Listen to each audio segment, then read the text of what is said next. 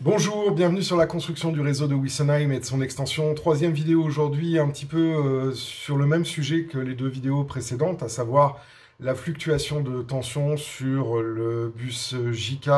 de la centrale LZV200 et du booster LV103 de Lens. J'ai eu donc effectivement l'explication de Lens en ce qui concerne ces fluctuations. Je vous remets dans les fiches les deux vidéos, donc la première vidéo qui est une vidéo coup de gueule, la deuxième l'explication de Lens. Cette vidéo-là, elle va revenir un petit peu sur la problématique globale du DCC et essayer de mettre un petit peu en perspective les problèmes auxquels on est confronté. Comme vous ne l'ignorez pas, la problématique principale que l'on a avec le modélisme ferroviaire, c'est le contact rail-roue, qui est un contact intermittent de par sa nature, du fait que les zones de contact ont des surfaces très très réduites. Et donc par conséquent, quand on a une tension qui traverse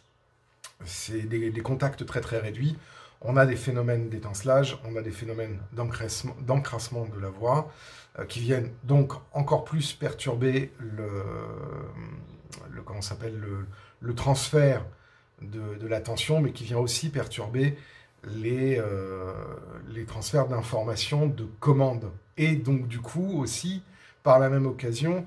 les transferts de retour d'informations dus au protocole RAICOM.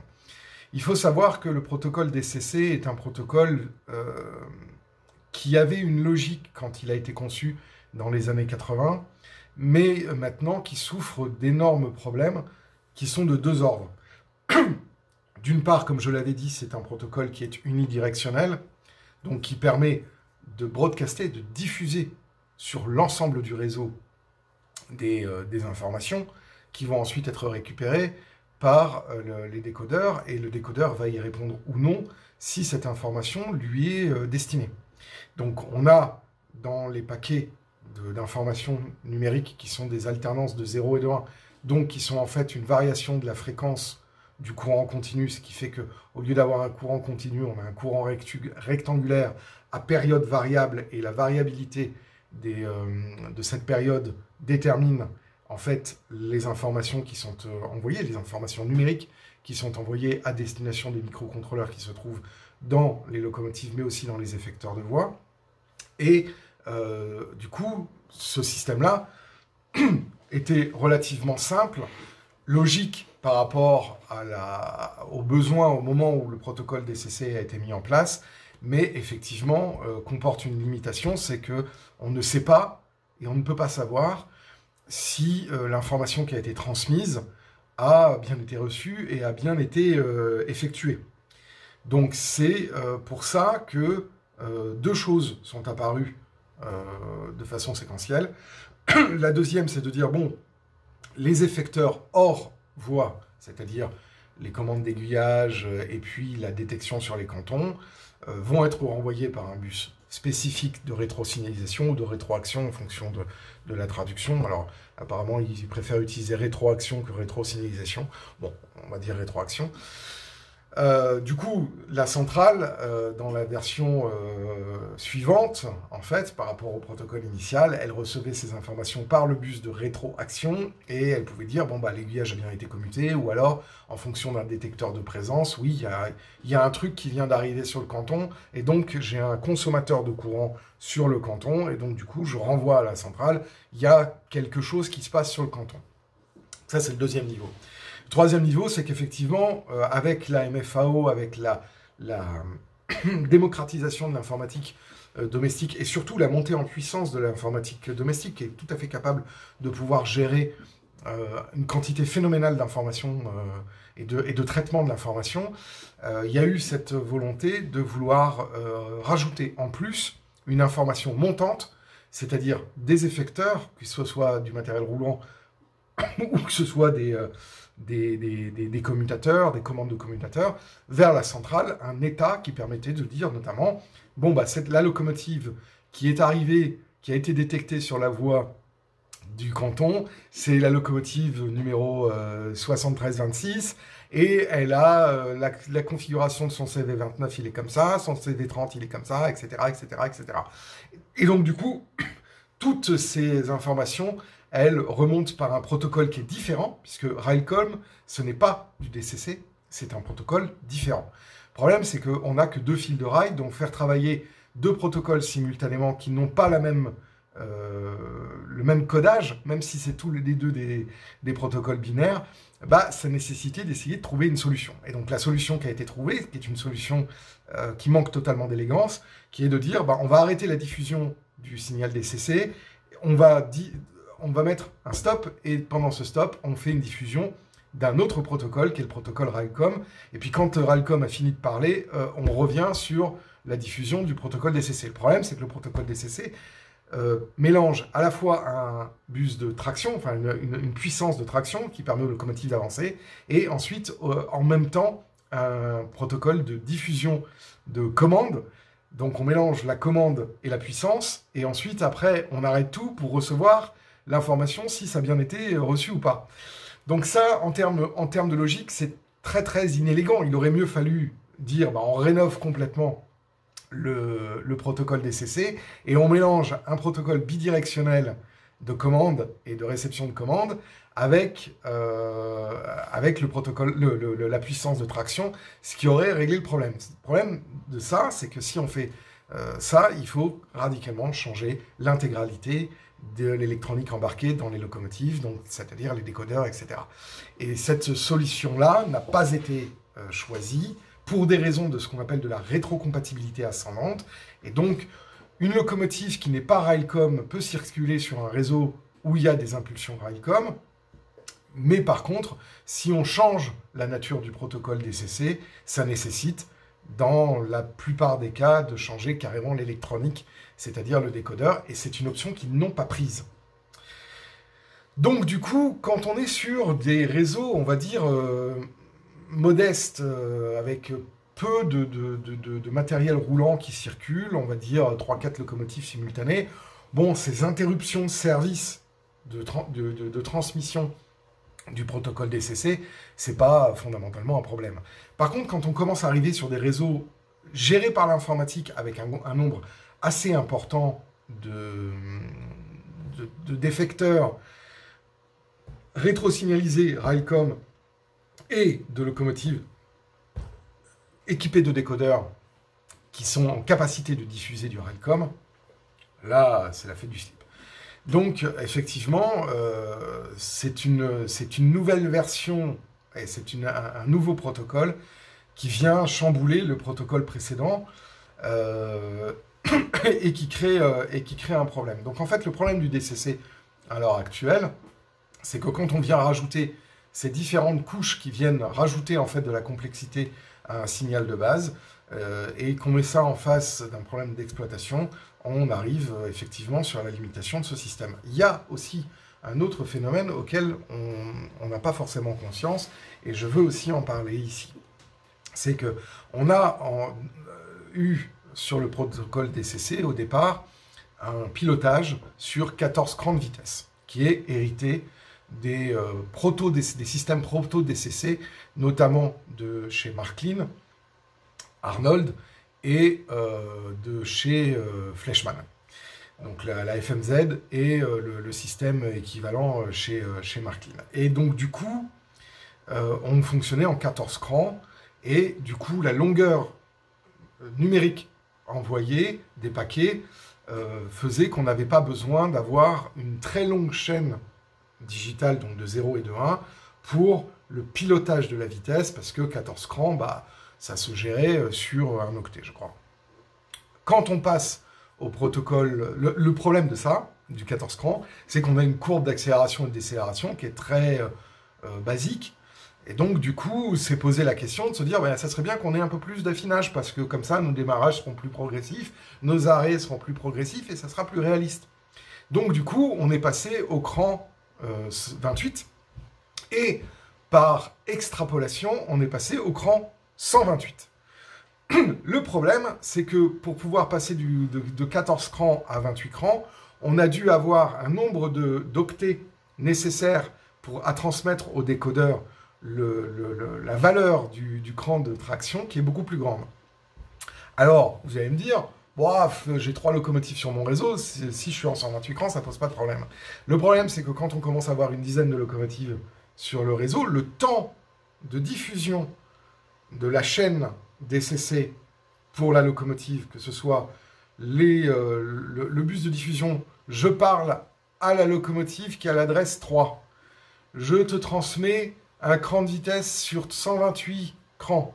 Donc du coup, les 128 crans vont prendre 3 octets. Puis je te transmets des informations autres, qui seraient par exemple l'activation d'une fonction, parce que tu vas activer la fonction, mettons F3 ou F4, pour avoir une sonnerie ou quoi que ce soit. Et bien, la longueur de la chaîne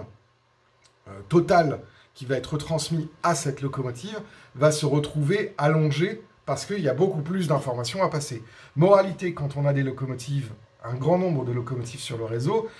pour éviter les temps de latence et les risques de paquets, parce que je vous rappelle que la transmission DCC se fait toujours sur la surface minimale rail-roue. Donc du coup, au plus on a une information qui est longue, au plus on risque de perdre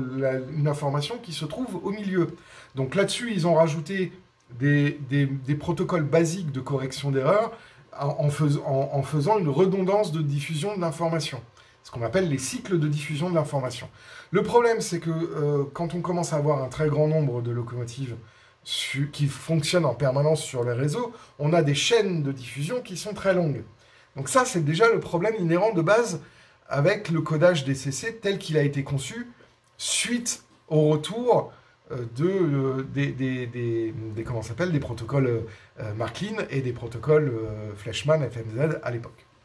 Ça, c'est le problème de base. Maintenant, on vient rajouter une couche supplémentaire, c'est-à-dire qu'on peut avoir des chaînes très très longues, mais ensuite, après, on vient faire des interruptions, donc c'est les fameux cut-out de Railcom, dans lesquels on vient dire à l'ensemble des effecteurs, que ce soit des locomotives, des décodeurs de locomotives, mais aussi des défecteurs d'accessoires, bon les gars, maintenant, dites-moi où vous en êtes. Et donc, du coup, au plus on a d'effecteurs Railcom qui répondent Railcom, au plus la durée de transmission, la durée d'attente par la centrale de Railcom est longue. Sauf qu'au même moment, on a des locomotives qui roulent. Et donc, du coup, pendant ce temps-là, elles se retrouvent avec un potentiel de 0 volt sur la voie, le temps que l'ensemble de la chaîne Railcom soit retransmise à la centrale. Et c'est là où on commence à arriver sur la débilité de ce système, qui est que, effectivement, ces alternances, comme la centrale ne peut pas recevoir tout d'un coup, parce que sinon on perdrait énormément de choses et les trains s'arrêteraient le temps de dire oui, je suis là, oui, je suis configuré comme ça, etc. Et ben du coup, la solution, ça a été de dire on fait des alternances très rapides, information DCC, stop, Railcom, stop, information DCC, et du coup, on augmente la fréquence de rafraîchissement à la fois de Railcom, mais aussi du broadcast de simplement les informations digitales qui sont transmises au rail, et donc, ensuite, après, aux différents effecteurs, que ce soit des moteurs dans les locomotives, ou que ce soit, des décodeurs dans les locomotives qui pilotent les moteurs, ou que ce soit tout simplement vos commutateurs d'aiguillage et vos rétrosignalisations, etc. Je rappelle que dans les versions récentes, donc les centrales récentes, très récentes, les effecteurs et la rétrosignalisation renvoient des informations Railcom sur le bus de rétroaction. Donc, là, on arrive sur un problème qui est un problème de conception, en fait, de la norme DCC, de la technologie DCC et de ces différentes révisions, qui fait qu'à un moment donné, au lieu de dire « Ok les gars, on arrête tout, on fait table rase de tout le bordel et on conçoit directement un nouveau protocole DCC qu'on pourrait appeler DCC 2.0 par exemple, qui prend en charge non plus une information unidirectionnelle, mais une information bidirectionnelle dès le départ, et on change la méthode de codage qui est envoyée aux locomotives, c'est-à-dire le stream, le flux binaire qui est envoyé aux locomotives, et on passe sur des flux encapsulés qui sont différents et qui ne vient pas perturber en fait le courant de traction. Bon, ça, effectivement, ce serait une solution, mais cette nouvelle pensée et cette nouvelle technologie obligerait en fait toutes les gens qui ont fait leur conversion en digital à changer leur décodeur parce que c'est pas du tout la même logique. Donc du coup, là, on arrive vraiment au paroxysme d'un système débile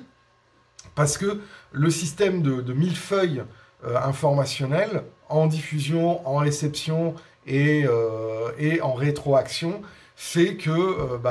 on obtient des limitations très importantes quand on veut gérer un réseau complexe. Encore une fois, cette limitation du protocole DCC et l'impact de la rétroaction de Railcom ne se fait vraiment ressentir que quand on commence à avoir des réseaux assez complexes avec de la gestion informatisée. Et donc du coup, la question c'est de se dire, est-ce que effectivement, dans ce cas-là, on a besoin de Railcom si d'un autre côté, on a un ordinateur qui gère le déplacement des trains et donc qui, du coup, par extrapolation, est capable de pouvoir dire quel train se trouve sur quel canton. Voilà. Je tenais à faire cette vidéo de précision, en fait, générale en ce qui concerne le protocole DCC, parce qu'effectivement, quand on fait un petit peu un zoom arrière et qu'on enlève le côté passionné et la l'acroïmonie qu'on peut avoir par rapport à la façon dont est conçu un système débile, et c'est bien aussi de revenir un petit peu à la source et d'avoir une explication qui soit intelligible. Maintenant, en ce qui concerne la partie électronique de la LZV200 et de la LV103 de Lens, j'avais fait aussi dans la première vidéo, et je vous remets le lien dans les fiches, une critique assez virulente sur la qualité des composants. Je n'enlève rien, en fait, à cette critique. Parce que la conception moderne de l'électronique de puissance permettrait d'éviter ce genre d'écueil, notamment avec ce que l'on appelle des injecteurs en H. Mais je ne veux pas rentrer dans le détail, en fait, de pourquoi c'est un peu merdique. Je veux surtout, en fait, vous dire que cette critique que je fais là est plutôt, en fait, une critique d'ordre technologique. C'est-à-dire que maintenant, on a des technologies qui nous permettent de pouvoir faire des alimentations à découpage au sein des centrales qui soient beaucoup plus actives, alors que là, on a ce que l'on appelle un traitement passif du signal, et ça montre du coup ses limites dans le cas de variations de charge très importantes sur un réseau. Alors encore une fois, quand on est sur des réseaux modestes avec une dizaine de cantons et 3 locomotives, c'est pas du tout la même chose que quand on doit gérer une infrastructure très importante avec un nombre considérable d'effecteurs. Alors, c'est là où il y a une hypocrisie un peu commerciale, c'est qu'effectivement, sur le papier, on vous dit « Ouais, vous allez pouvoir gérer 2048 effecteurs, vous allez gérer 9999 locomotives. » Non. Non, en fait, sur le papier, oui, vous pouvez, mais en exploitation réelle, avec les conditions réelles d'exploitation, c'est juste de la... Voilà, c'est un argument marketing qui donne, en fait, qui s'appuie sur un élément technique qui est vrai, mais en réalité, en exploitation, c'est malheureusement pas possible. Parce que je mets au défi d'activer Railcom et de faire piloter 9999 locomotives simultanément sur un réseau, et ne pas avoir de problème en ce qui concerne le pilotage de DCC, en ce qui concerne le retour d'informations à Railcom et la rétroaction. Ça, vu la technologie actuelle, notamment dans des centrales un peu vieillissantes qui ont simplement été repackagées avec quelques fonctions supplémentaires, je vous le dis tout de suite, ça c'est illusoire. Parce que déjà, moi, sur un réseau avec 15 locomotives simultanées, je vais être obligé de supprimer le pilotage à 128 crans, parce que sinon, je vais avoir des latences absolument énormes entre les ordres qui sont donnés entre chaque locomotive, et je risque de perdre des paquets, parce que le contact rail-roue n'est pas un contact optimal pour pouvoir passer une information longue avec un traitement de signal suffisamment réactif. Donc du coup, pour éviter d'encombrer le signal DCC, je vais réduire l'écran de vitesse et me mettre sur des crans en 28 pas et non en 128 pas. Voilà. Donc, du coup, effectivement, l'ensemble de ces problématiques fait que on est actuellement contraint par cet héritage technologique que cet héritage technologique peut nous paraître à l'heure actuelle complètement débile. Ça ne veut pas dire qu'il ne fonctionne pas, hein, loin s'en va. Ça ne veut pas dire qu'il n'a pas un intérêt majeur par rapport à ce qu'on pouvait faire en analogique, parce qu'effectivement, en analogique, on avait énormément de contraintes, notamment en ce qui concerne les pilotages canton-par-canton, puisqu'on était obligé finalement de mettre un poste de conduite par canton, et le pilotage en MFAO d'un réseau en analogique était beaucoup plus complexe et beaucoup moins intuitif, et donc beaucoup moins accessible par l'utilisateur, entre guillemets, lambda. Donc l'intérêt du digital en tant que tel reste intéressant. Par contre, c'est vrai qu'on subit à l'heure actuelle cette espèce de millefeuille de protocole qui vient apporter parfois des limitations en fait, au système. Et donc ce qui est important, et ça malheureusement l'action commerciale n'en fait pas état, c'est que ces limitations sont des contraintes et qu'il faut donc prendre en compte ces contraintes lors de la conception de son réseau et donc du coup jouer avec ces contraintes pour éviter de se retrouver dans des situations qui pourraient vous poser des problèmes et des problèmes de fiabilité de votre matériel, de fiabilité de votre réseau et de longévité de l'électronique embarquée dans les locomotives mais aussi dans votre réseau. Voilà, c'était donc la 3e vidéo du jour sur cet épisode un peu problématique au niveau du digital. Vous remarquez que je parle pas mal de digital parce que, effectivement, notamment sur le web français et sur les chaînes françaises, on ne parle pas de ces problèmes-là, ou très très peu. Et donc là, mon objectif avec cette 3e vidéo, c'était finalement d'être didactique sans être trop technique. Parce que quand on est technique, je sais qu'on perd une grande partie de gens. Alors que là, en donnant une explication factuelle du problème, déjà on peut faire prendre conscience qu'effectivement, le protocole DCC a de sérieuses limitations et que ces limitations, il faut s'en contenter pour l'instant, mais il faut en avoir conscience parce que sinon on peut mettre sur le dos des constructeurs des problèmes qui sont en fait simplement liés à la limitation normative auxquelles les constructeurs se confrontent. Voilà, j'espère que vous avez aimé cette vidéo. N'hésitez pas à laisser des messages en commentaire. N'hésitez pas non plus à vous abonner à la chaîne si ce n'est pas déjà fait, à nous mettre un petit pouce vers le haut. Ça nous aide pour le référencement de la chaîne. Merci à toutes et à tous de participer dans la section commentaires, par vos commentaires, à continuer le débat. Moi, je vous dis à demain. Là, je vais un petit peu mettre en pause la partie électronique, câblage, etc. Parce que de toute façon, je vais être encore une fois obligé de repenser le câblage avec des nouvelles problématiques et de préparer le câblage à un éventuel changement de la topologie digitale parce que très probablement, je vais changer du coup et je vais quitter définitivement Lens pour une autre plateforme. Je suis encore en train de faire une évaluation technique sur ça, mais du coup, pour pouvoir mettre en accord ce changement technique, il faut d'abord faire une réflexion sur le câblage et et quantifier en fait les besoins nouveaux qui